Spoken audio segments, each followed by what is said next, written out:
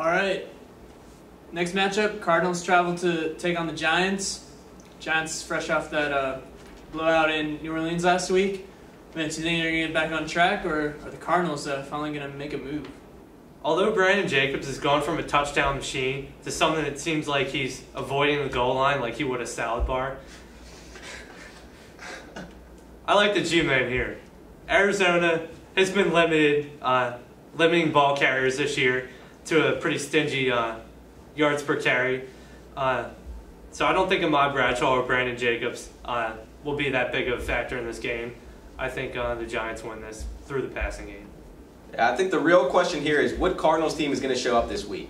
Is it going to be the team that lost to the 49ers in week 1 and looked pretty bad on offense? Or is it going to be the team that took down the Texans 2 weeks ago? Is it going to be the team that got embarrassed by the Colts on Sunday Night Football? Or the team that blew out the Seahawks last week? Well, they're 2-0 now, coming off their bye week. And I think that maybe they're finally starting to put it together. And I'll give them my vote on the road against the Giants, coming off that crushing blow against the Saints. This game features a matchup between two of the best wide receivers in the league, which is Steve Smith and Larry Fitzgerald. However, I think the Giants are going to get the edge because not only do they have Steve Smith, they also have Bradshaw, Jacobs, Nix, Manningham. They have so many options on offense that Arizona's just not going to be able to keep up. Also, the Giants still somehow have the #1 ranked defense despite getting torched by the Saints last week. And I think they're going to be angry and they want revenge. They're going to take it out on Kurt Warner. Giants win big. Yeah, I'm taking the Giants. The Giants are still a team that, besides their one loss, have been balanced on both sides of the ball throughout the season.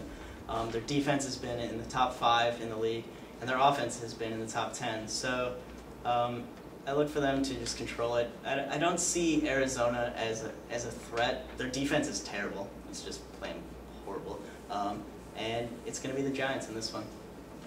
All right, Brian's picking the upset there, but everyone else going with the Giants. Let's move on. Chicago taking on the Bengals, who still up atop the AFC North, but they've dropped into a tie with the Steelers. Reed, what's Chicago up to this week? Well, of course the Bears are going to win, and it's because Jay Cutler is going to be able to pick apart this defense now that Antoine Odom is out. He had 8 sacks going into last week, and he's now out for the season. They're not going to be able to get pressure on him, and I look for him to roll. Bears win. Big. Big question in this game is whether Cedric Benson will come back to haunt his former team, the Bears. He is 3rd in rushing yards in the league. However, he did struggle mightily against the Texans last week, and the Bears' defense has been pretty good against the run, so I think they can stop him this week. Jay Cutler has been rather inconsistent all year, but I think he'll show up in this game. I think he can pick apart the Cincy D just like Matt Schaub did. I think the Bears will win. Yeah, of course, Marshall. Great storyline here with Cedric Benson playing his former team, the team that he claims blackballed him, tried to run him out of the league. Scarily enough, I'm going to agree with Reed in this game. I think the Bears' D steps up. Jay Cutler doesn't throw too many red zone interceptions like he loves to do. And I think the Bears are going to remind the Bengals that they are still the Bengals and they're going to lose 2 straight like everyone knows they love to do. For me, this game's pretty much a toss-up, but I'm going to go with the Bears. I think they rebound from a loss last week against Atlanta, and who knows, maybe Matt Forte holds on to the ball this week. All right, let's go on to what might be the biggest matchup of the week. The undefeated Minnesota Vikings come to Pittsburgh to take on the Steelers. Vince, why don't you tell us what's going to happen? I think Minnesota's quarterback's honeymoon's over. It has to end eventually. I think it ends this week in Pittsburgh against the defending champions. Big Ben has another big day. It seems like that's the theme of this year. Ben throwing the ball a lot, scoring a lot of points. Steelers win.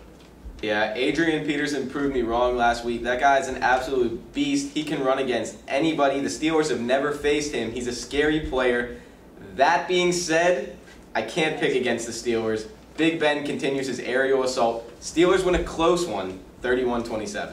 Score in there too, I like it. Well, this game features 2 offenses that are more passing-oriented now, which is kind of a surprise if you look back in the past to see what they were. Brett Favre is number 3 passer rating in the league, Roethlisberger number 4. Who saw that coming? Well, I think that this game will come down to the defenses more, and the Vikings D got torched by Baltimore, especially in the 4th quarter. And from what we've seen with Pittsburgh this year, they've been folding in the 4th quarter, yet the Vikings almost did it against Baltimore. I think that the Pittsburgh is going to hold up, and the Steelers are going to win against the Vikings this week. I'm also taking the Steelers.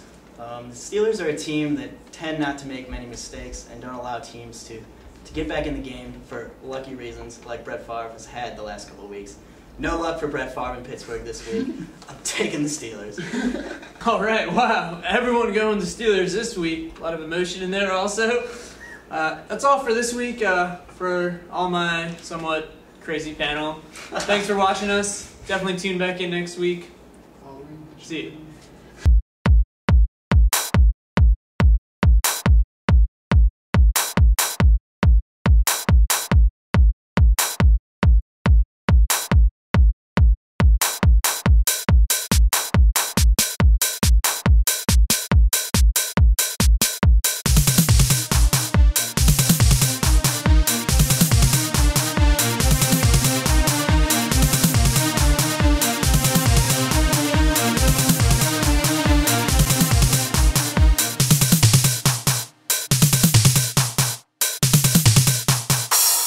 Panther Sports Network.